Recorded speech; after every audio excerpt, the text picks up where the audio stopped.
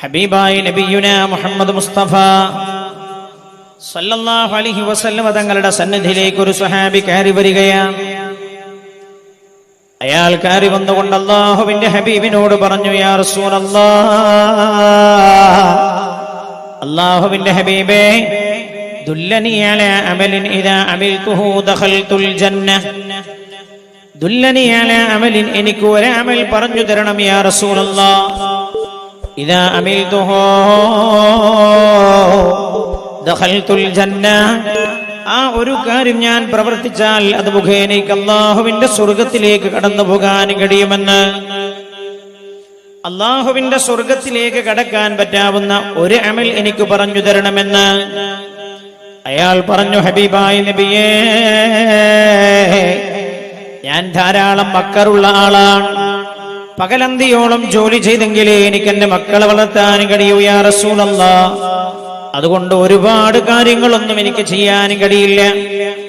അങ്ങ് ഒരുപാട് കാര്യങ്ങൾ എന്നോട് പറഞ്ഞാൽ ഒരുപാട് കാര്യങ്ങളൊന്നും എനിക്ക് ചെയ്യാൻ കഴിയില്ല. എനിക്കാണെങ്കിലോ സ്വർഗം കിട്ടണമെന്ന അതിയായ ആഗ്രഹമുണ്ട്, അള്ളാഹുവിന്റെ തൃപ്തിയിലായി ജീവിക്കണമെന്ന അതിയായ താല്പര്യമുണ്ട്. അതുകൊണ്ട് യാ റസൂലല്ലാഹ്,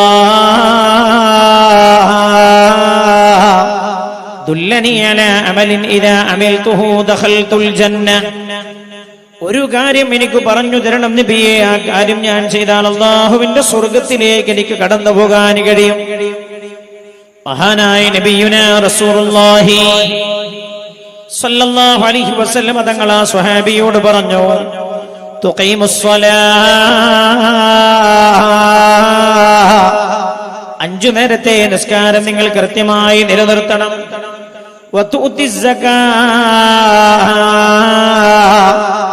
അല്ലാഹു നിർബന്ധമാക്കി കൽപ്പിച്ച സകാത്ത് കൊടുക്കേണ്ട അവകാശിയാണോ നിങ്ങളെങ്കിൽ സകാത്ത് കൊടുക്കണം. വതസൂമു റമളാൻ, പരിശുദ്ധമായ റമദാൻ മാസത്തിലെ നോമ്പ് നിങ്ങൾ അനുഷ്ഠിക്കുകയും ചെയ്യണം. വതുഹജ്ജുൽ ബൈത്ത് ഇൻ ഇസ്തതഅത ഇലൈഹി സബീലാ, നിങ്ങൾ സാമ്പത്തികമായി കഴിവുള്ള ആളാണോ, ശാരീരികമായ ആവത് നിങ്ങൾക്കുണ്ടോ, ശാരീരികമായ കഴിവുണ്ടോ, അതേപോലെ സാമ്പത്തികമായ കഴിവുണ്ടോ, എന്നാൽ നിങ്ങൾ പരിശുദ്ധമായ കഅബയിൽ പോയി ഹജ്ജ് ചെയ്യണം. ഈ 4 കാര്യമാണ് അല്ലാഹുവിന്റെ ഹബീബ് അയാൾക്ക് പറഞ്ഞു കൊടുത്തത്. മഹാനായ നബിയുനാ റസൂലുള്ളാഹി സല്ലല്ലാഹു അലൈഹി വസല്ലം തങ്ങൾ അയാളോട് പറഞ്ഞു, ഈ 4 കാര്യങ്ങൾ നിങ്ങൾ ചെയ്താൽ അല്ലാഹുവിന്റെ സ്വർഗത്തിലേക്ക് നിങ്ങൾക്ക് കടന്നു പോകാമെന്ന്.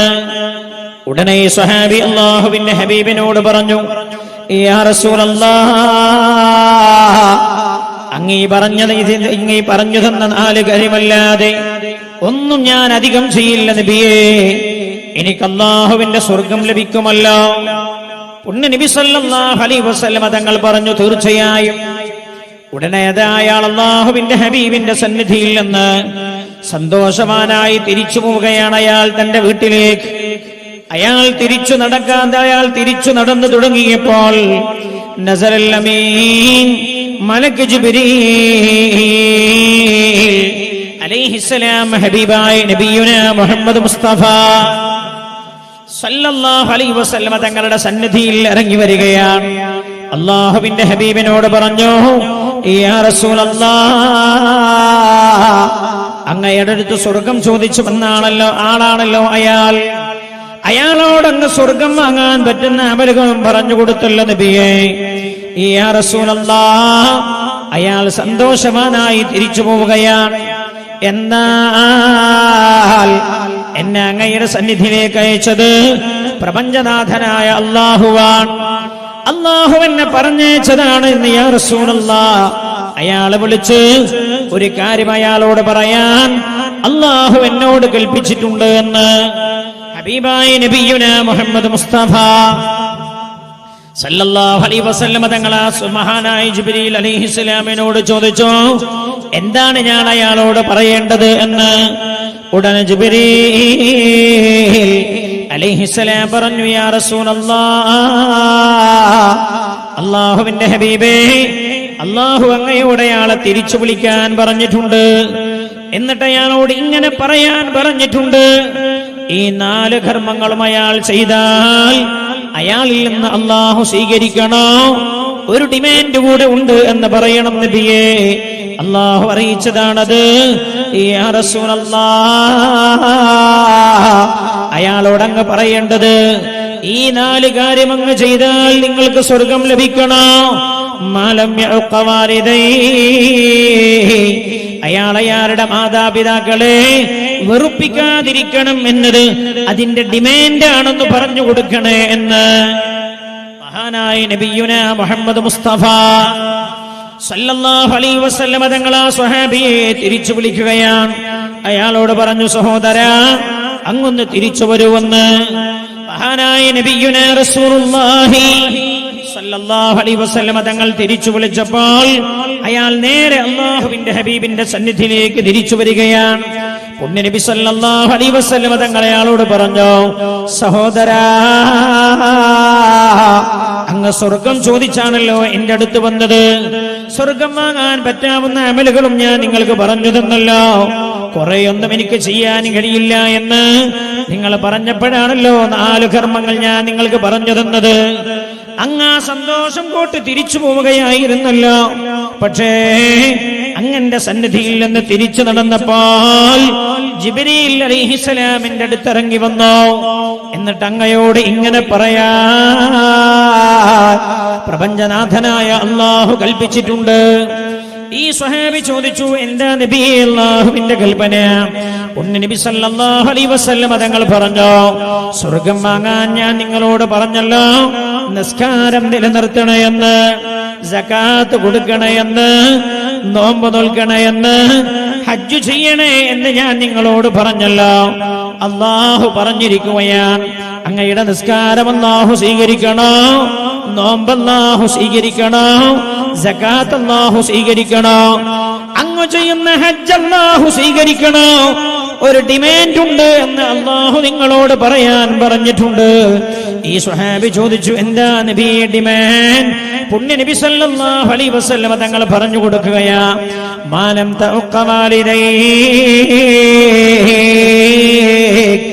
അങ്ങയുടെ വാപ്പയെ ഉമ്മയെ വെറുപ്പിക്കരുത് എന്ന് അല്ലാഹു പറഞ്ഞിട്ടുണ്ട്.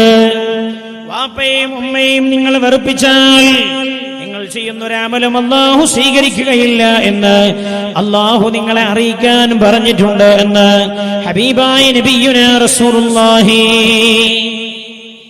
സല്ലല്ലാഹു അലൈഹി വസല്ലം പരിശുദ്ധ റമദാനെ കുറിച്ച് ഒരു പ്രവിശാലമായ ചർച്ച ഈ സദസ്സിൽ കഴിയില്ലല്ലോ.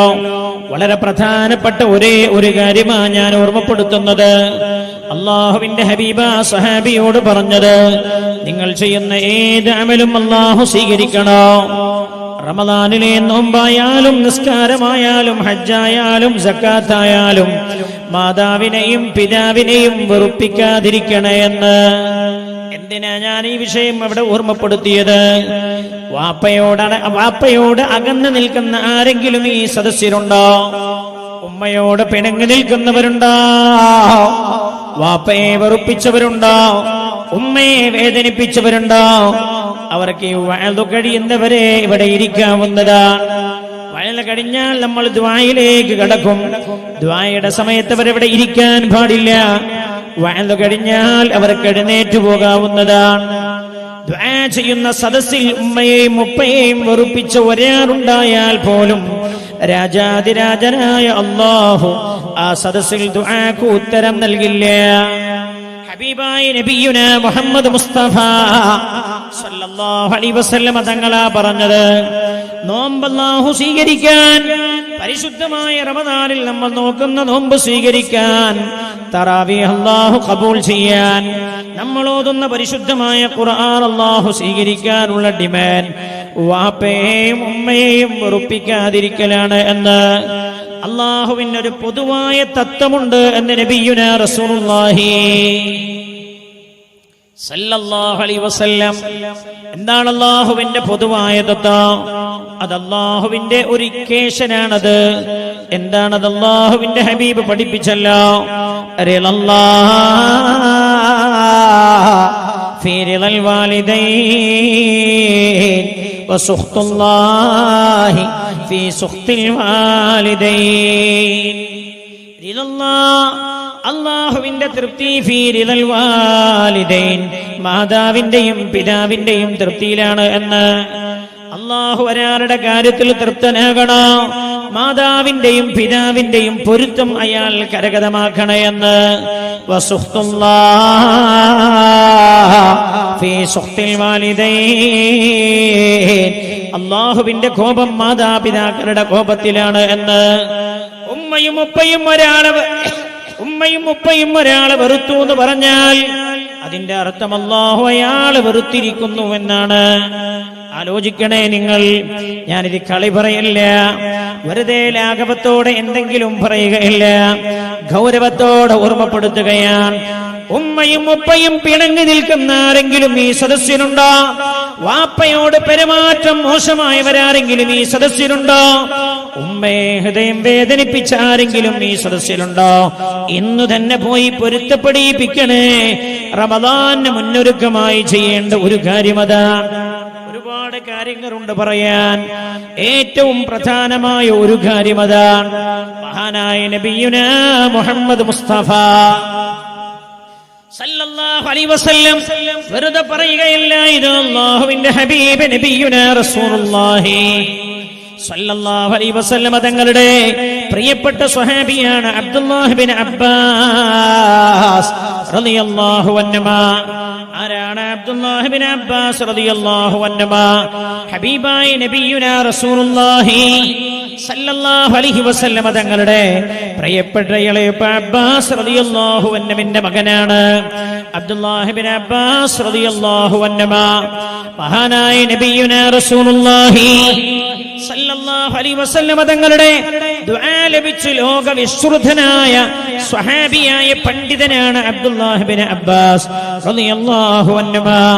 അല്ലാഹുവിന്റെ ഹബീബ് വഫാത്താകുമ്പോൾ അബ്ദുല്ലാഹ് ബിൻ അബ്ബാസ് റളിയല്ലാഹു അൻഹുമയുടെ പ്രായം 13 വയസ്സാണ്. കൊച്ചു പ്രായത്തിലെ അല്ലാഹുവിന്റെ ഹബീബിന്റെ കൂടെ നടന്ന് ഇൽമ പഠിച്ച മഹാനാ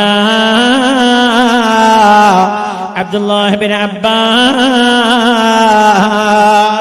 റളിയല്ലാഹു അൻഹുമാ. മഹാനായ അബ്ദുല്ലാഹ് ബിൻ അബ്ബാസ് റളിയല്ലാഹു അൻഹുമാ പരിശുദ്ധ ഖുർആൻ ഒരു വ്യാഖ്യാനം പറഞ്ഞുവെന്ന് പറഞ്ഞാൽ അതാണല്ലോ പണ്ഡിത ലോകം അംഗീകരിക്കാറുള്ളത്. അല്ലാഹുവിന്റെ ഹബീബ് ദുആ ചെയ്തു കൊടുത്തതാണല്ലോ, അല്ലാഹുവേ എന്റെ ഈ പൊന്നമോനെ നീ ലോക വിശ്രുതനായ പണ്ഡിതനാക്കണേ എന്ന്. മഹാനായ അബ്ദുല്ലാഹ് ബിൻ അബ്ബാസ് റളിയല്ലാഹു അൻഹു വഫാത്തായത് ത്വായിഫിലാണ്. മഹാനവർകൾ വഫാത്തായി, ജനാസ കുളിപ്പിച്ചു, നമസ്കാരം നടന്നുകൊണ്ടിരിക്കവേ വിദൂരത്തു നിന്നൊരു വെള്ളപ്പക്ഷി പറന്നു വന്ന് മഹാനവർകളുടെ ജനാസയിൽ കഫംപുടയിലേക്ക് അങ്ങ് കടന്നുവെന്നാണ് ചരിത്രം. സ്വഹാബികൾ പലരും ജീവിച്ചിരിക്കുന്ന കാലമാണത്.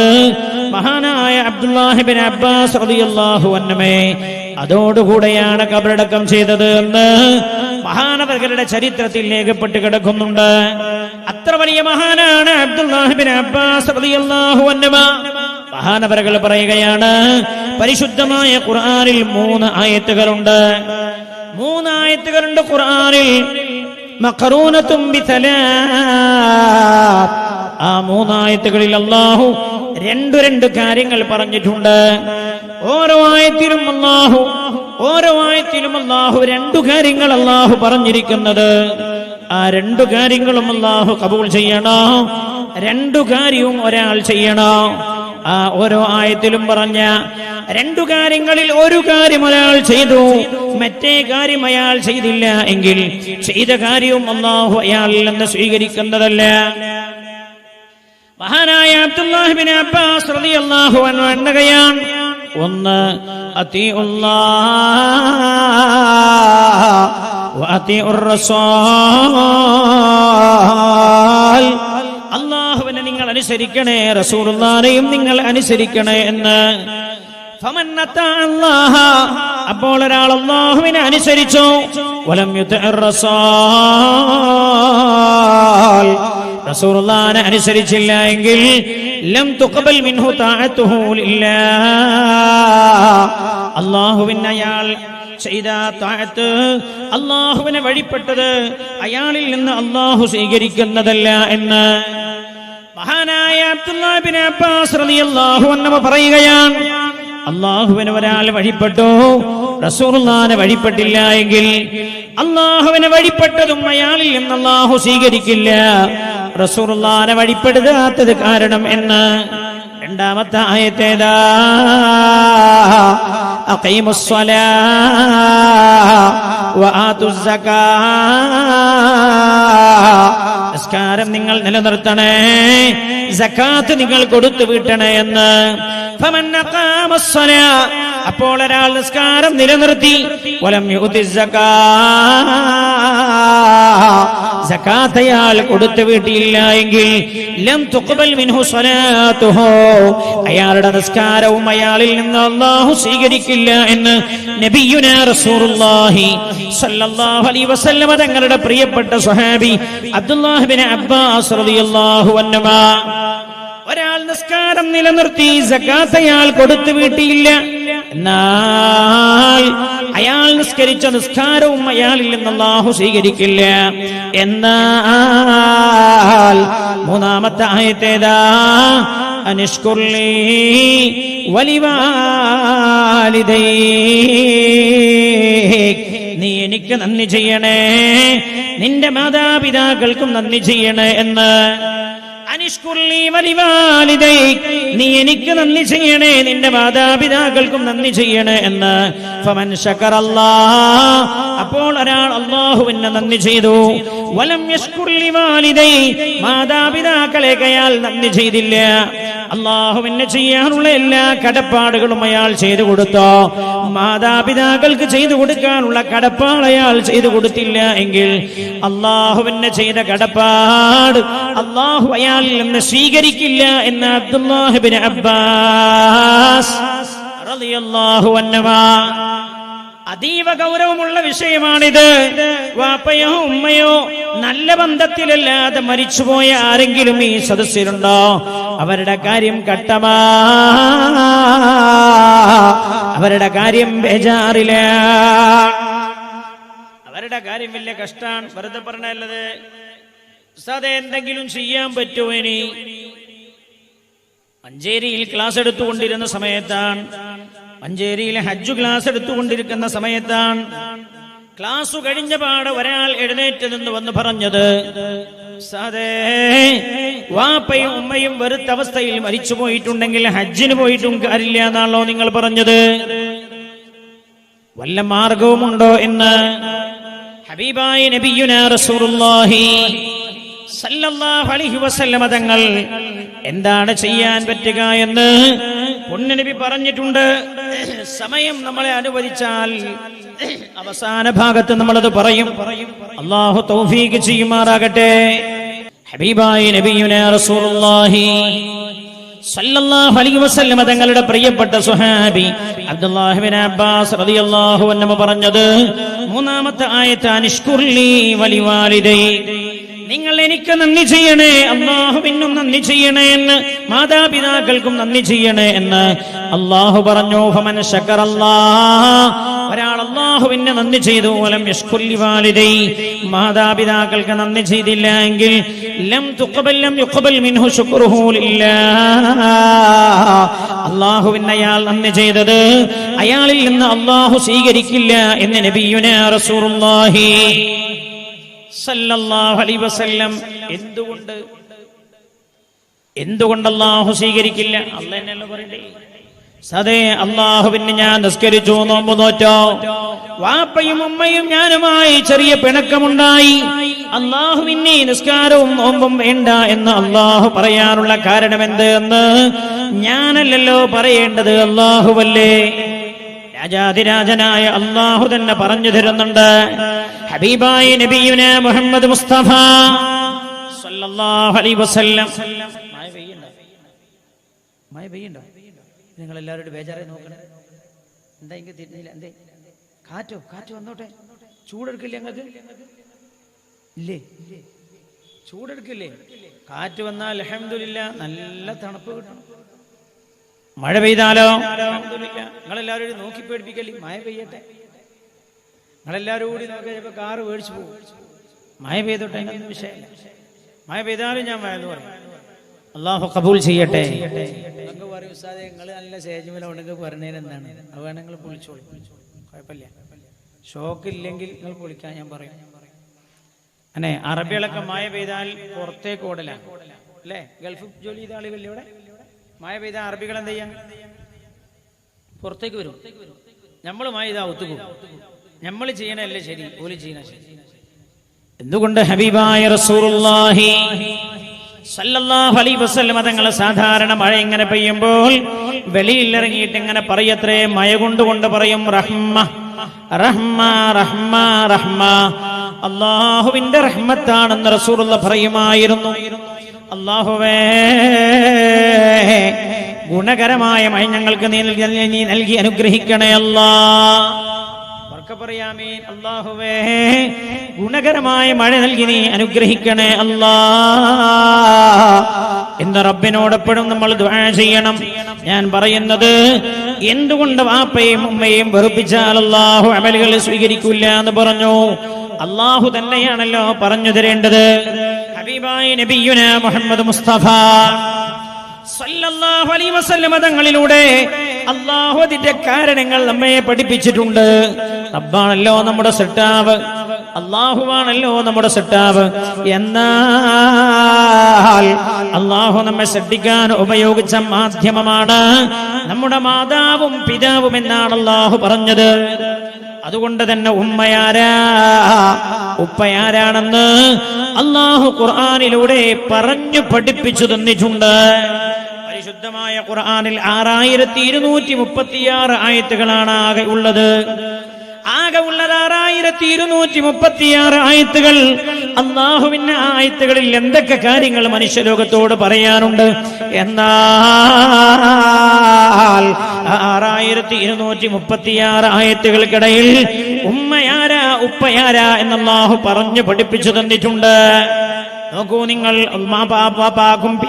പിതാവിനും മാതാവിനും ഗുണം ചെയ്യണം എന്ന് അല്ലാഹു പറഞ്ഞെടുത്ത് അവർ നിങ്ങളോട് ഗുണം ചെയ്തതിന് പകരം നിങ്ങൾ ഗുണം ചെയ്യണം എന്നല്ല.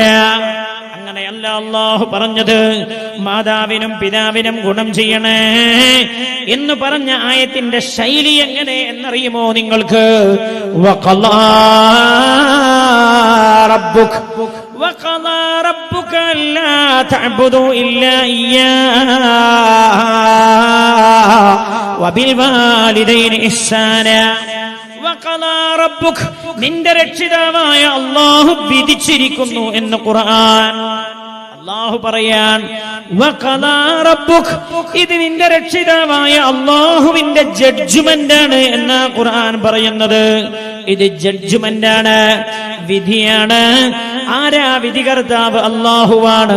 അല്ലാഹുവിന്റെ ജഡ്ജ്മെന്റ് ആണെന്ന് പറഞ്ഞാൽ അപ്പീലില്ല എന്നാണ് ആ പറഞ്ഞതിന്റെ അർത്ഥം. ഒരിക്കൽ മാതാപിതാക്കളോട് തെറ്റി നിന്ന ഒരു പിതാവിനോട് തെറ്റി നിന്ന മക്കൾ പിതാവുമായി നല്ല ബന്ധത്തിലല്ല. ആ മക്കളെ വിളിച്ചു സംസാരിച്ചു, പിതാവിനെ നിങ്ങൾ നോക്കണേ എന്നൊക്കെ പറഞ്ഞു. ഈ മക്കൾ ചെയ്തെന്താണെന്നറിയോ? പിതാവിനെ വീട്ടിന്റെ അകത്ത് കെട്ടിയിട്ടിട്ട് പിതാവിന്റെ സ്വത്ത് മുഴുവൻ എഴുതി വാങ്ങി ഇയാളെ വീട്ടിൽ നിന്ന് പുറത്താക്കി. ഈ വിഷയം ഗൗരവമായി നടന്നപ്പോ ആ മക്കളെ വിളിച്ചിട്ട് പറഞ്ഞു, അപ്പയെ നിങ്ങൾ സംരക്ഷിക്കണേ എന്ന്. ആ സമയത്ത് ഈ മക്കൾ പറഞ്ഞൊരു മറുപടിയുണ്ട്, അതെ വാപ്പയെ ഞങ്ങൾ നോക്കൂല. ആ വാപ്പ ഞാൻ ചോദിച്ചു എന്തുകൊണ്ട്? അവർ പറഞ്ഞു, ആ തന്തയുടെ മക്കളായി ഞങ്ങൾ ജനിച്ചുവെന്നല്ലാതെ ഞങ്ങളും അയാളും തമ്മിലൊരു ബന്ധമില്ല എന്ന്. അയാളുടെ മക്കളായി ഞങ്ങൾ ജനിച്ചുവെന്നല്ലാതെ ഞങ്ങൾക്ക് അയാളൊന്നും ചെയ്തു തരേണ്ടത് ചെയ്തു തന്നിട്ടില്ല എന്ന് ഖുർആൻ. അല്ലാഹു പറയാണ്, വാപ്പ നിങ്ങൾക്ക് ചെയ്തു തന്നോ ചെയ്തു തന്നില്ലേ? ഉമ്മ നിങ്ങൾക്ക് ചെയ്തു തന്നോ ചെയ്തു തന്നില്ലേ? അതാ വിഷയത്തിൽ പ്രശ്നമേ അല്ല. വഖദാ റബ്ബുക അല്ലാ തഅബുദൂ ഇല്ലാ ഇയ്യാഹ്, അല്ലാഹു അല്ലാതെ വേറൊരാളെയും ആരാധിക്കരുത് എന്ന് അല്ലാഹു വിധിച്ചിരിക്കുകയാണ്. വബിൽ വാലിദൈനി ഇഹ്സാനാ, പിതാവിനും മാതാവിനും നിങ്ങൾ ഗുണം ചെയ്യണേ എന്നും അല്ലാഹു വിധിച്ചിരിക്കുകയാണ്. അല്ലാഹുവിന്റെ ജഡ്ജ്മെന്റ് ആണ്. അതുകൊണ്ട് അതിന്റെ മുമ്പിൽ ന്യായാന്യായങ്ങളില്ല എന്ന് ഖുർആൻ. ന്യായാന്യായങ്ങളില്ല എന്ന് ഖുർആൻ. ഉസ്താദേ എന്റെ വാപ്പാന്റെ നാവ് ശരിയില്ല, എന്റെ ഉമ്മാന്റെ സ്വഭാവം ശരിയില്ല, എന്റെ ഉമ്മാന്റെ നാവ് മുറിച്ചാലേ എന്റെ കുടുംബത്തിൽ സമാധാനം ഉണ്ടാവൂ. എടാ മിണ്ടിപ്പോകരുത് എന്ന് അല്ലാഹു പറയുന്നത്. അല്ലാഹുവിന്റെ വിധിയ, അല്ലാഹുവിന്റെ ജഡ്ജ്മെന്റ്. എന്താ ഒന്നാമത്തെ ജഡ്ജ്മെന്റ്? അല്ലാഹുവിനെ അല്ലാതെ വേറെ ആരെയും ആരാധിക്കരുത് എന്ന്. വബിൽ വാലിദൈനി ഇഹ്സാനാ, വാപ്പാക്കും ഉമ്മാക്കും ഗുണം ചെയ്യണേ എന്നും. നിങ്ങൾ നിസ്കരിക്കണം, അതെന്റെ ജഡ്ജ്മെന്റാന്ന് ഖുർആൻ മുഴുവൻ പറഞ്ഞാലും നിങ്ങൾക്ക് കിട്ടില്ല. നിങ്ങൾ നോമ്പ് നോൽക്കണേ, അതെന്റെ വിധിയാണ്. എവിടെയാ ശൈലിയിൽ അല്ലാഹു പറഞ്ഞിട്ടില്ല. നിങ്ങൾ സകാത്ത് കൊടുക്കണേ, അത് ഞാൻ നിങ്ങളുടെ മേൽ ഖളാ, ഞാൻ വിധിച്ചതാണ് എന്നെവിടെയും കാണില്ല. അല്ലാഹു മാതാപിതാക്കൾക്ക് ഗുണം ചെയ്യണേ എന്ന് പറഞ്ഞെടുത്താണ് അല്ലാഹു ഈ ശൈലി സ്വീകരിച്ചിരിക്കുന്നത്. എന്താ കാരണം? ഇമാം അബൂ ഹനീഫത്തുൽ കുഫി റളിയല്ലാഹു അൻഹു മഹാനവറുകൾ അതുകൊണ്ടാണല്ലോ പറഞ്ഞത്, പിതാവിനും മാതാവിനുമെതിരെ ഒരാൾ പരാതി കൊടുത്താൽ ആ പരാതി പോലും കേൾക്കാൻ പാടില്ല. ഇമാം അബൂ ഹനീഫത്തുൽ കുഫി റളിയല്ലാഹു അൻഹുവിന്റെ മദ്ഹബ് അനുസരിച്ച് ഒരാൾ പിതാവിനെതിരെ കേസ് കൊടുത്തു, ഉമ്മാക്കെതിരെ പെറ്റീഷൻ കൊടുത്തു. പത്രത്തിൽ ഏതോ ഒരു പെണ്ണ് അച്ഛനമ്മക്കെതിരെ പോലീസ് സ്റ്റേഷനിൽ പോയി കേസ് കൊടുത്ത് പെറ്റീഷൻ കൊടുത്തു വരുമ്പോ ഒരു വാർത്തല്ലേ ഇന്നലെ, എന്താ എസ് ഐ ഇടങ്ങാറാക്കി അല്ലെ, ലൈംഗിക ചുവയുള്ള വർത്താനം പറഞ്ഞു എസ് ഐ എന്ന് പറഞ്ഞ എസ് ഐക്കെതിരെ പരാതി കൊടുത്തൊരു പ്രശ്നമുണ്ട് ഇന്നലെ. അവിടെയും കേട്ടില്ല നിങ്ങള്? അച്ഛനമ്മക്കെതിരെ പരാതി കൊടുക്കാൻ പോയ മോള്. ഇമാം അബൂ ഹനീഫത്തുൽ കുഫി റളിയല്ലാഹു അൻഹുവിന്റെ മദ്ഹബ് അനുസരിച്ച് ഒരാൾ തന്റെ പിതാവിനെതിരെ പരാതി കൊടുത്തു, മാതാവിനെതിരെ ഹർജ് കൊടുത്തു, അല്ലെങ്കിൽ പെറ്റീഷൻ കൊടുത്തു. എന്താ അബൂ ഹനീഫ തങ്ങൾ ജഡ്ജിയോട് പറയുന്നത്? ആ കേസ് പരിഗണിക്കരുത്, വാപ്പയ്ക്കെതിരെയുള്ള പരാതി പോലും കോടതി വായിക്കരുത് എന്ന് ഇമാം അബൂ ഹനീഫത്തുൽ കുഫി റളിയല്ലാഹു അൻഹു. എന്താ മഹാനവർകൾ തെളിവ് പറഞ്ഞത്? മാതാപിതാക്കളുടെ കാര്യത്തിൽ അല്ലാഹു വിധിച്ചിരിക്കുകയാണ്, അല്ലാഹുവിന്റെ ജഡ്ജ്മെന്റ് ഉണ്ട്. അവരോട് മക്കൾ ഗുണമേ ചെയ്യാവൂ, മാതാവും പിതാവും എതിര് ചെയ്താലും. മാതാവും പിതാവും എതിര് ചെയ്ത് എന്നാലും മക്കൾ ഗുണം ചെയ്യാൻ പാടുള്ളൂ. ഒരിക്കൽ കണ്ണൂർ ജില്ലയിലാണ് ഒരു ചെറുപ്പക്കാരൻ എൻ്റെ അടുത്ത് വന്നിട്ട് പറഞ്ഞു, സാറേ ഞാൻ വീട്ടിൽ പോകില്ല. ഞാനിനി എന്റെ വീട്ടിൽ പോകില്ല. ഞാൻ ചോദിച്ചു എന്താ പ്രശ്നം? അവൻ പറഞ്ഞു, എന്റെ ഉമ്മ എന്റെ ഭാര്യയെ ചീത്ത വിളിച്ചുവെന്ന്. അവിടെയാണെങ്കിലോ അവിടെ ഈ മരുമക്കത്തായ സമ്പ്രദായം മരുമക്കത്തായമാണല്ലോ ആ ഭാഗത്തുള്ളത്. ഭാര്യ വീട്ടിലെ ഭർത്താവ് താമസിക്കാറുള്ളത്. ഇവൻ പറഞ്ഞു, ഞാനിനി എന്റെ വീട്ടിൽ പോകില്ല. ഞാൻ അവനോട് ചോദിച്ചു, നീ എന്താ പോകില്ല എന്ന് പറഞ്ഞത്? അവൻ പറഞ്ഞു, എന്റെ ഉമ്മ എന്റെ ഭാര്യയെ ചീത്ത വിളിച്ചു. ഞാൻ ചോദിച്ചടാ, എന്റെ അമ്മ എന്റെ ഭാര്യനല്ലാതെ പിന്നെ അയൽപക്കത്തുള്ള എന്റെ ഭാര്യനെ വിളിച്ചിട്ടാ ചീത്ത പറയാ? നിന്റെ ഭാര്യനെ എന്തെങ്കിലും അച്ചടക്കതായിത്യം കണ്ടോണ്ടാവും ചീത്ത പറഞ്ഞിട്ടുണ്ടാവാ? അമ്മ പറഞ്ഞു, എന്നാലും അങ്ങനെ പറയാൻ പറ്റുമോ? എന്താ പറയണേന്? എന്റെ ഭാര്യനല്ലല്ലോ അമ്മ പറയുന്നു.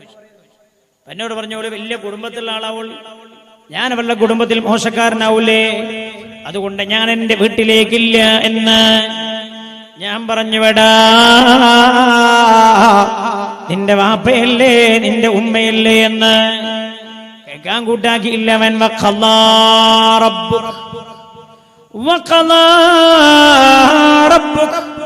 മാതാവിന്റെയും പിതാവിന്റെയും കാര്യത്തിൽ അല്ലാഹുവിന്റെ ജഡ്ജ്മെന്റാണ് അവരോട് ഗുണം ചെയ്യണേ എന്ന്.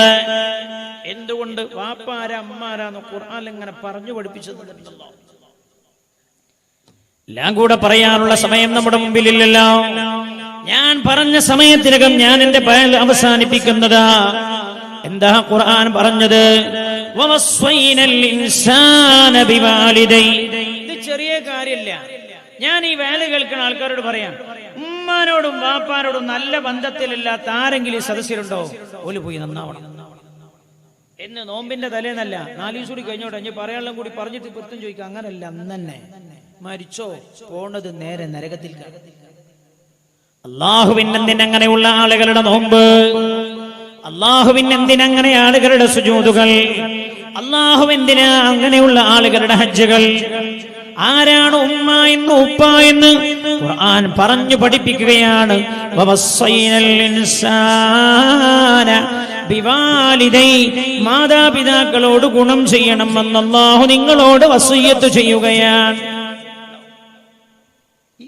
ഈ വിഷയത്തിലെ ഖുർആന്റെ പ്രയോഗം അങ്ങനെ. വവസ്സൈനൽ ഇൻസാൻ, അല്ലാഹു പറയാ ഇത് നിങ്ങളോടുള്ള എന്റെ വസിയ്യത്താ, നിങ്ങൾ നിങ്ങളുടെ മാതാപിതാക്കളോട് ഗുണം ചെയ്യണേ എന്ന്. എന്നിട്ട് ഉമ്മയാരാ എന്ന് അല്ലാഹു പല സ്ഥലങ്ങളിൽ വിശദീകരിക്കുന്നുണ്ട്. 2 സ്ഥലങ്ങളിൽ 2 രീതിയിലാണ് അല്ലാഹു വിശദീകരിച്ചത്. ഒന്ന് അല്ലാഹു പറഞ്ഞു തരാ, ഹമലതുഹാ ഉമ്മുഹു കുർഹാ വവദഅതുഹു കുർഹാ.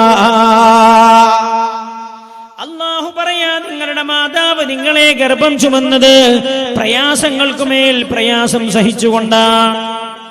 പ്രയാസം സഹിച്ചാനടാ നിന്റെ ഉമ്മ നിന്നെ ഗർഭം ചുമന്നത്. ഉമ്മയെ കുറിച്ച് പഠിക്കാൻ അല്ലാഹു പറഞ്ഞു തന്നത് 3 ഘട്ടങ്ങൾ പരിശോധിക്കുവാനാ, പഠിക്കാനാ. ഏതൊരാളോടും പറയാ ഉമ്മയെ കുറിച്ച് മനസ്സിലാക്കാൻ നിങ്ങൾ 3 ഘട്ടങ്ങൾ മനസ്സിലാക്കിയാൽ മതി. അതിൽ ഒന്ന് ഗർഭകാലഘട്ടമാണ്, പിന്നെയോ പ്രസവമാണ്, പിന്നെ മുലയൂട്ടുന്ന കാലമാ. ഈ 3 കാലം നിങ്ങൾ പഠിച്ചാൽ ഒരാൾക്കും ഒരു കുട്ടിക്കും തന്നെ ഉമ്മയെ വേദനിപ്പിക്കാനോ ഉമ്മയോട് അപമര്യാദയായി പെരുമാറാനോ കഴിയില്ല എന്ന് പ്രപഞ്ചനാഥനായ അല്ലാഹു പറഞ്ഞു തരികയാണ്. അതിൽ ഒന്ന്, പ്രയാസങ്ങൾക്കുമേൽ പ്രയാസം സഹിച്ച നിങ്ങളുടെ മാതാവ് നിങ്ങളെ ഗർഭം ചുമന്നത്. ഈ കൂട്ടത്തിൽ പ്രസവിച്ച പെണ്ണുങ്ങൾ ഉണ്ടാവല്ലോ, ഈ സദസ്സിന്റെ പേക്കുഭാഗത്ത് സ്ത്രീകൾ ഇരിക്കുന്നുണ്ടല്ലോ. ഉമ്മ പെങ്ങളെ, നിങ്ങളിൽ പല ആളുകളും പ്രസവിച്ചവരായിരിക്കുമല്ലോ. പ്രസവിച്ച പെങ്ങളെ, പ്രസവത്തിന്റെ നോവ് എന്താണ് എന്ന് നിങ്ങൾക്കറിയില്ലേ? പിന്നെ എങ്ങനെയാടി നീ നിന്റെ ഉമ്മയോട് പിണങ്ങി നിൽക്കുന്നത്? ചെറിയ ചെറിയ വിഷയങ്ങളുടെ പേരിൽ ഉമ്മയോട് നീ എങ്ങനെ പിണങ്ങുന്നു എന്റെ പെങ്ങളെ? ഉമ്മ, നിങ്ങളുടെ മാതാവിനോട് നിങ്ങൾ എങ്ങനെ വെറുപ്പ് കാണിക്കുന്നു എന്റെ ഉമ്മ? പ്രിയമുള്ള സഹോദരങ്ങളെ, വിവാഹം കഴിച്ചവരായിരിക്കുമല്ലോ ഈ സദസ്സിലിരിക്കുന്ന അധിക ആളുകളും.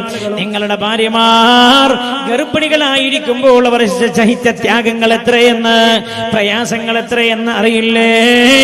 കണ്ടില്ലേ നിങ്ങൾ? പിന്നെ എങ്ങനെയാ സ്വന്തം മാതാവിനെ വേദനിപ്പിക്കുന്നത്? ഗർഭകാലഘട്ടത്തിന്റെ 1-ാം മാസം ക്ഷീണത്തിനുമേൽ ക്ഷീണമാണ്. 2-ാം മാസം 1 മാസത്തെക്കാളും ക്ഷീണമാണ്. 3-ാമത്തെ മാസമോ 2-നേക്കാളും ക്ഷീണമാണ്. ഓരോ മാസവും മറ്റു മാസങ്ങളെക്കാൾ ക്ഷീണം കൂടുതലാണ്. 8-ാമത്തെ മാസമായപ്പോൾ കാലിലെ നാഡിഞരമ്പുകൾ രക്തം തടിച്ച് വീർത്തു നിൽക്കുകയാണ്. കാലിലാകെ രക്തം വന്നിരിക്കുന്നു. ഡോക്ടറെ കാണിച്ചിറങ്ങുമ്പോഴാ ഡോക്ടർ പറഞ്ഞത്, ശ്രദ്ധിക്കണേ, അപകടം വരാൻ സാധ്യതയുണ്ട്, അധികം നടക്കരുത്. സഹോദരാ, എന്റെയും നിങ്ങളുടെയും ഉമ്മ ഓരോ കാലടി വച്ചതും എനിക്കും നിങ്ങൾക്കും അപകടം വരരുതേ എന്ന് കരുതിയ, എടാ, നിന്നോട് അല്ലാഹുവിന്റെ കൽപ്പന, നീയും അതുപോലെ ചെയ്യണേ. നിന്റെ നടപടികളൊന്നും നിന്റെ ഉമ്മാക്ക് വേദന ഉണ്ടാകുന്നതാവരുതേ. അല്ലാഹുവിന്റെ കൽപ്പന തള്ളേ, മെണ്ടല്ലി തള്ളേ പറയരുത്. പറഞ്ഞ ആകാശത്തുനിന്ന് തീ തുപ്പും എന്ന് ഹദീസിൽ വന്നിട്ടുണ്ട്. അതന്നെയാണ് ഈ കാണണോ, നമ്മൾ കേൾക്കണോ? എത്ര പ്രയാസം, എത്ര വിഷമം. ഞാൻ എന്റെ ഭാര്യ രണ്ടാമത്തെ എന്റെ മകളെ എന്റെ ഭാര്യ ഗർഭം ധരിച്ചപ്പോഴാണ് എന്റെ ഉമ്മ ആരാ എനിക്ക് മനസ്സിലായി. എന്റെ ഉമ്മ ആരാണ് എന്നെനിക്ക് ഒന്നുകൂടെ ബോധ്യപ്പെട്ടത് എന്റെ ഭാര്യ 2ാമത് ഗർഭം ധരിച്ചപ്പോഴാണ്. ഒരു ദിവസം വഴുതു കഴിഞ്ഞ് ഞാൻ എന്റെ വീട്ടിലെത്തുന്നത് രാത്രി 2 മണിക്കാണ്. വീട്ടിലേക്ക് കയറി ചെന്ന് ഡോറിന് മുട്ടിയപാട് ഡോറ് തുറക്കപ്പെട്ടു. ഞാൻ അവളോട് ചോദിച്ചു, നീ ഉറങ്ങിയിട്ടില്ലേ? നീ ഞാൻ മുട്ടിയപ്പോഴേക്ക് അറിഞ്ഞല്ലോ. അപ്പോഴാ എന്നോട് പറഞ്ഞത്, പോയി കിടന്നോട് പറഞ്ഞു ഒന്നുമില്ല എന്ന് പറഞ്ഞു. ഞാൻ ചോദിച്ചു എന്താ നീ ഉറങ്ങാത്തത്?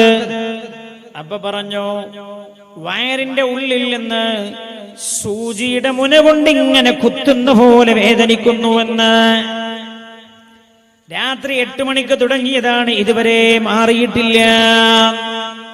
കൂട്ടി നോക്കണം നിങ്ങൾ, ഒരു ദിവസത്തെ കാര്യം എന്നോട് പറഞ്ഞത്. 9, 10, 11, 12, 1, 2 6 മണിക്കൂറായി വയറിന്റെ അകത്ത് നിന്ന് സൂചിയുടെ മുന കുത്തുന്ന പോലെ കുത്തുന്നുവെന്ന്. ഞാൻ ചോദിച്ചു ഹോസ്പിറ്റലിൽ പോകണോ? എന്നോട് പറഞ്ഞു വേണ്ട, അതൊക്കെ ഈ ഗർഭകാലഘട്ടത്തിന്റെ പ്രയാസങ്ങളിൽപ്പെട്ടതാ എന്നെന്റെ ഭാര്യ പറഞ്ഞപ്പോഴാ തൊട്ടടുത്ത റൂമിൽ കിടക്കുന്ന ഉമ്മ ആരാണ് എന്നെനിക്ക് മനസ്സിലായത്.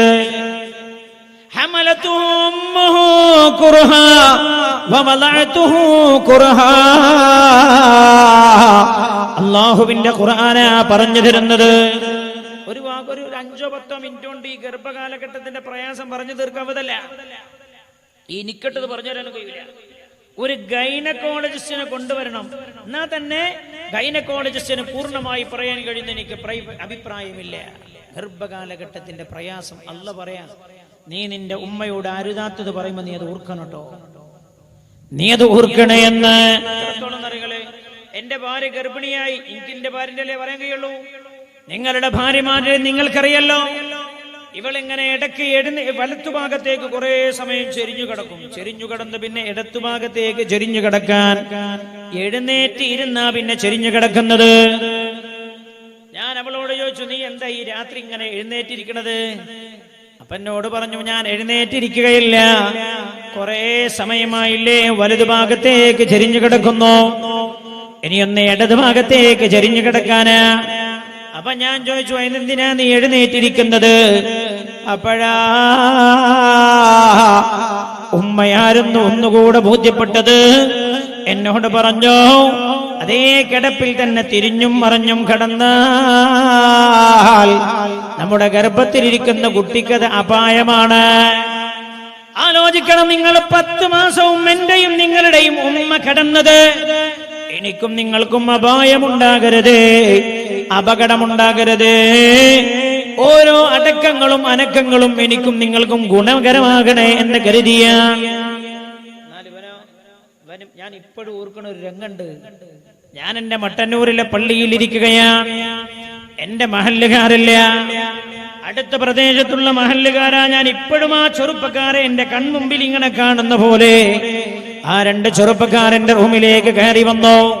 പരിശുദ്ധമായ റമദാനില 313 റുപ്യ എന്റെ കയ്യിലേക്ക് എടുത്തു തന്നിട്ട് പറഞ്ഞു, ഉസ്താദേ ഇത് നിങ്ങളുടെ പള്ളിക്ക് നേർച്ചയാ, ഈ പള്ളിക്ക് നേർച്ചയാക്കിയാൽ പല കാര്യങ്ങളും നടക്കാറുണ്ട് എന്ന് ഞങ്ങൾ പറഞ്ഞു കേട്ടിട്ടുണ്ട്. അതുകൊണ്ട് പ്രത്യേകമായൊരു കാര്യം ദുആ ചെയ്യിപ്പിക്കാൻ വന്നതാ. ഞാൻ ചോദിച്ചു, എന്താ? ആരോഗ്യ ദൃഢഗാത്രനായ ചെറുപ്പക്കാരാ. അവൻ എന്നോട് പറയാണ്, ഉസ്താദേ 4 വർഷമായി ഞങ്ങളുടെ ഉമ്മ രോഗിയായി കിടക്കുന്നു. 6 മാസമായി ഉമ്മ കിടന്ന കിടപ്പിലാണ് മലവും മൂത്രവും വിസർജിക്കുന്നത്. അതുകൊണ്ട് ഉമ്മ പ്രയാസപ്പെട്ടിട്ടുണ്ട്, ഞങ്ങളും പ്രയാസപ്പെട്ടു പോയിട്ടുണ്ട്. ഒരു ജോലിക്കൊന്നും പോകാൻ കഴിയുന്നില്ല. അതുകൊണ്ട് ഉസ്താദേ, റമദാൻ മാസമല്ലേ, ദുആക്ക് ഉത്തരമുള്ള മാസമല്ലേ, ഉമ്മേ ഈമാനോടെ മരിപ്പിക്കാൻ ദുആ ചെയ്യണേ എന്ന്. എന്റെ ജീവിതത്തിൽ ഏറ്റവും ദുരന്തപൂർണമായ ദിവസമാണ് ആ ദിവസമെന്ന് മറക്കാതെ ഞാൻ ഓർത്തു പോകാറുണ്ട്. ഉമ്മയെ മരിപ്പിക്കാൻ ദുആ ചെയ്യാൻ വന്ന, ദുആ ചെയ്യിപ്പിക്കാൻ വന്ന 2 ആരോഗ്യ ദൃഢഗാത്രനായ ചെറുപ്പക്കാർ. നിങ്ങൾ ആലോചിക്കണം, 4 കൊല്ലം 6 മാസം ഉമ്മയുടെ മൂത്രവും മലവും കഴുകി വൃത്തിയാക്കിയപ്പോഴേക്ക് ഇവർ ക്ഷീണിച്ചു പോയെന്ന്. എടാ, 4 കൊല്ലം നിന്റെ ഉമ്മ കിടന്നുറങ്ങിയത് നിന്റെ മലത്തിലല്ലേ, നിന്റെ മൂത്രത്തിലല്ലേ? പാപ്പ ചിലപ്പോ പറയും, നീ ഒന്നങ്ങ് എടുത്തു കടത്തിക്കാളാന്ന് പറയും. അമ്മ പറഞ്ഞെന്താ? എന്റെ പൊന്നമോന്റെ ശരീരത്തിലൊന്ന് കൈവെക്കാതെ, എന്റെ പൊന്നമോരുടെ ശരീരത്തിലൊന്ന് കൈവെക്കാതെ എനിക്കുറക്കം വരില്ല എന്നായി ഉമ്മ പറഞ്ഞത്. ഈ ഉമ്മ രോഗിയായി കിടക്കുക. ഓനും ഭാര്യയും കുട്ടികളൊക്കെ ഗൾഫിലാണ്. അവൻ ഭാര്യ മക്കളോടൊപ്പം ഗൾഫിൽ സുഖസുന്ദരമായി കഴിഞ്ഞുകൂടാൻ. അപ്പോഴാ പറഞ്ഞത്, ഉമ്മാക്ക് അസുഖണ്ടുമ്മ നിന്നെ ചോദിക്കുന്നുണ്ട്. ഓൻ പറയാ, അറബി ലീവ് വരില്ല, അറബി ലീവ് തരുന്നില്ല. നിന്റെ ജോലിയാണോ നിനക്ക് പ്രധാനം? നിന്റെ ഉമ്മയുടെ തൃപ്തിയാണോ നിനക്ക് പ്രധാനം? നമ്മൾ ഓരോരുത്തരോടും അല്ലാഹുവിന്റെ ഖുർആനാ ചോദിക്കുന്നത്. ഞാൻ ഒരിക്കൽ ഒരാളെ ഗൾഫിൽ നിന്ന് കണ്ടു. അയാൾ 5 കൊല്ലമായി ഗൾഫിലാണ്, നാട്ടിൽ പോയില്ല. ഞാൻ ചോദിച്ചു, വാപ്പിമ്മയൊന്നുമില്ലേ? ആ വാപ്പിമ്മ കണ്ടു. അപ്പൊ ഞാൻ ചോദിച്ചു, നിങ്ങൾ നാട്ടിൽ പോയില്ലേ?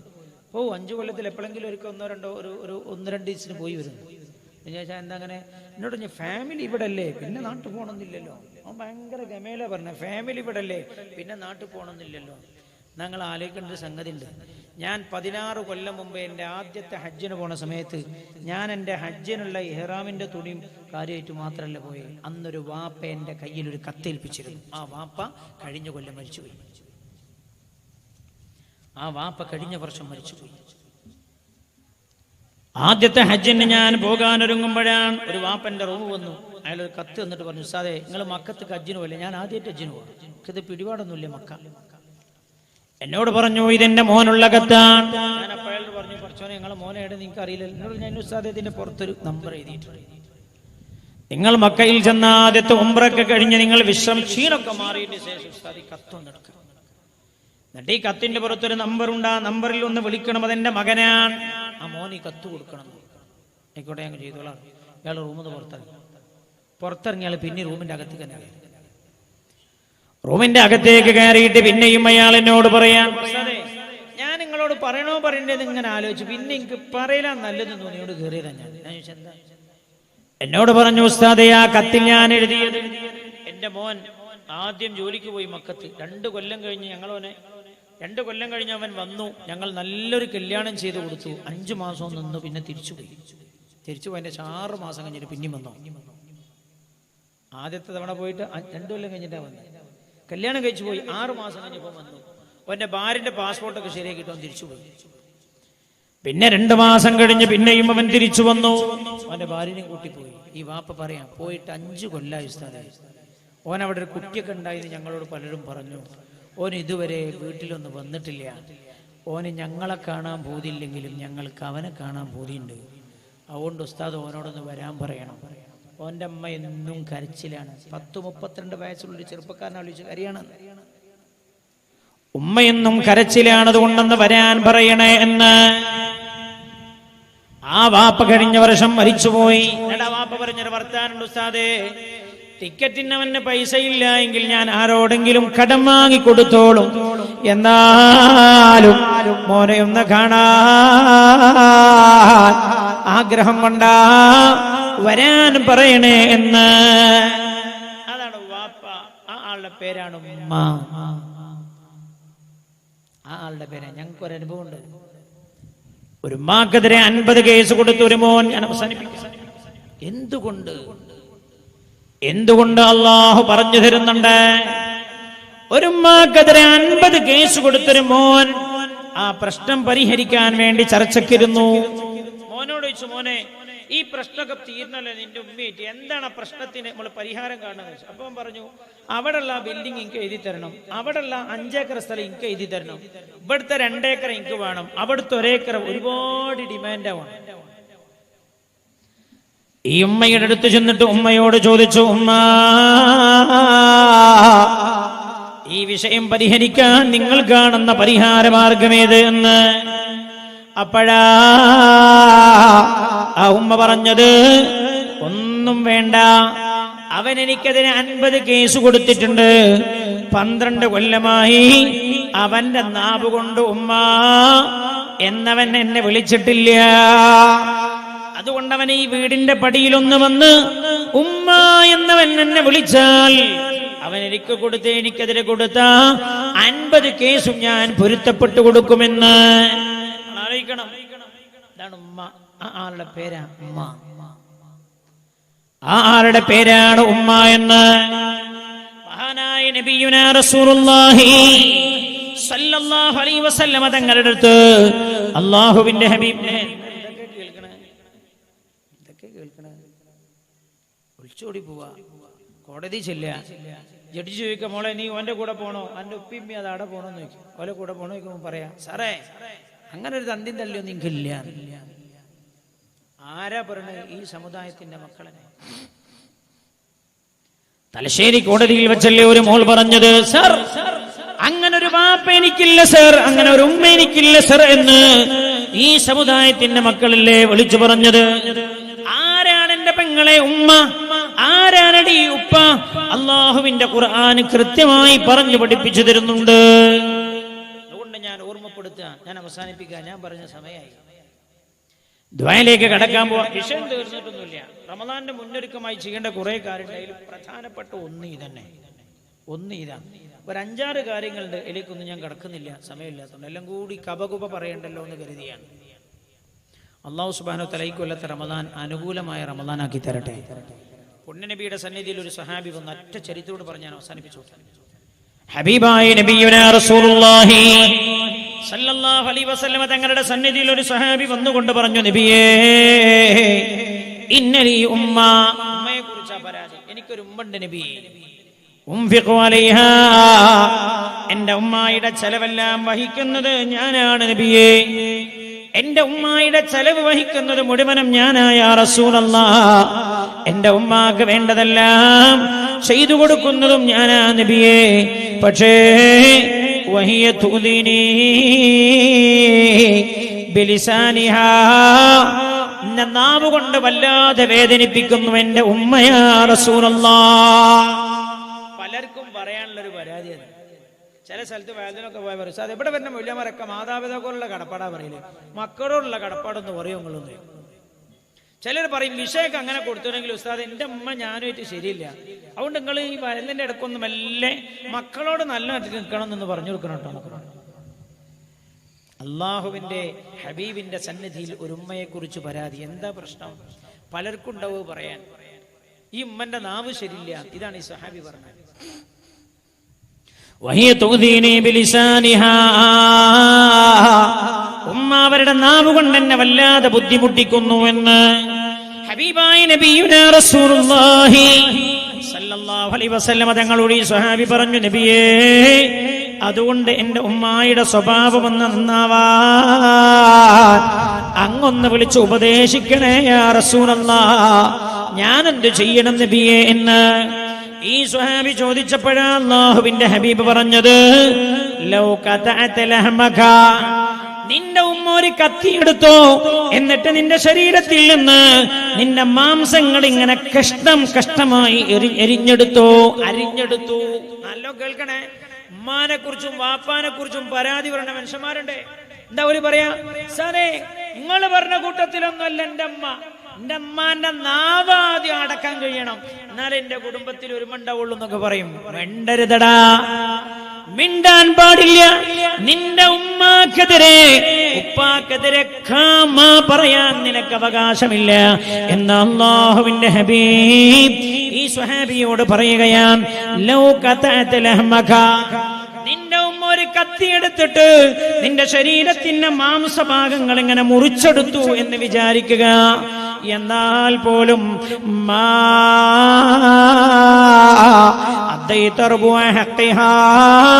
വാപ്പാക്കും ഉമ്മാക്കും നീ ചെയ്തു കൊടുക്കേണ്ട കടപ്പാടിന്റെ 4 ഭാഗം പോലും നിർവഹിച്ച ആളാകൂല്ല നീ എന്ന് ഹബീബായ നബിയുനാ റസൂലുള്ളാഹി സല്ലല്ലാഹു അലൈഹി വസല്ലം. അല്ലാഹു വാപ്പാന്റെ ഉമ്മാനെ പൊരുത്തം കിട്ടിയവരിൽ നമ്മെ അല്ലാഹു ഉൾപ്പെടുത്തട്ടെ. അല്ലാഹുവേ ഞങ്ങളെ നീ ചേർത്തി തരണേ അല്ലാഹ്. ഞാൻ ദ്വാരക്കാൻ പോകും. ഹബീബായ നബിയുനാ റസൂലുള്ളാഹി സല്ലല്ലാഹു അലൈഹി വസല്ലം തങ്ങളുടെ സന്നിധിയിൽ ഒരു സ്വഹാബി കയറി വന്നു. റസൂലുള്ളാഹിനോട് അയാൾ ചോദിച്ചു, നബിയേ ഹൽ ബഖിയ മിൻ ബിർരി അബവയ്യ ശൈഉൻ നബറുഹുമാ ബിഹി ബഅദ മൗതിഹിമാ, എന്റെ വാപ്പായുടെയോ ഉമ്മായുടെയോ കാലശേഷം അവർക്ക് ഞാൻ ചെയ്തു കൊടുക്കേണ്ട വല്ല ഗുണവുമുണ്ടോ എന്ന് അല്ലാഹുവിന്റെ ഹബീബ് പറഞ്ഞുകൊണ്ട്, തസ്തഗ്ഫിറു ലഹുമാ, അവർ രണ്ടുപേർക്ക് വേണ്ടിയും നീ അല്ലാഹുവിനോട് പൊറുക്കലിന് ചോദിക്കലാണ്.